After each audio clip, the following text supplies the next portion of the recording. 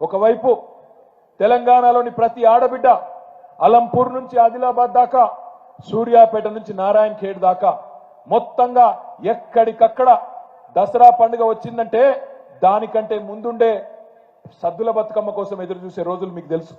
అట్లాంటి బతుకమ్మ తెలంగాణ ఆడబిడ్డలకు గౌరవం, తెలంగాణ ఆడబిడ్డలకు ప్రత్యేకమైన బతుకమ్మ పండుగను మరి రూపొందిస్తూ అందులో వారికి స్థానం కల్పిస్తూ బ్రహ్మాండంగా తెలంగాణ సంస్కృతికి చిహ్నంగా ఒక చేతిలో బతుకమ్మ. గద్వాల పోచంపల్లి నేతన్నలు, వాళ్ళ నేతలు మొత్తం ప్రపంచవ్యాప్తంగా ప్రసిద్ధికెక్కిన నేతలు. ఆ చీరలను ఆ పట్టు చీరను ధరిస్తూ ఆ దేవతామూర్తి మన గద్వాలు పోచంపల్లి నేతన్నల నైపుణ్యానికి, కళా నైపుణ్యానికి ప్రతీకలాగా ఆ చీర ధరించి ఆ పట్టు చీరతో తెలంగాణ తల్లి. కరీంనగర్ నుంచి వచ్చిన వెండి మట్టెలు, భౌగోళిక మెట్ట పంటలు, మన ప్రాంతంలో పండే మెట్ట పంటలకు నిదర్శనంగా జొన్న కంకులు.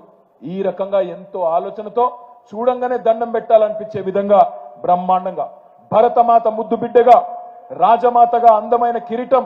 ఆ కిరీటంలో మన తెలంగాణ ప్రాంతానికి సంబంధించిన సుప్రసిద్ధ కోహినూరు వజ్రాన్ని కూడా పెట్టి తెలంగాణ తల్లికి చూడంగానే దండం పెట్టే విధంగా ఆ తల్లికి రూపం ఇచ్చింది మన తెలంగాణ ఉద్యమం.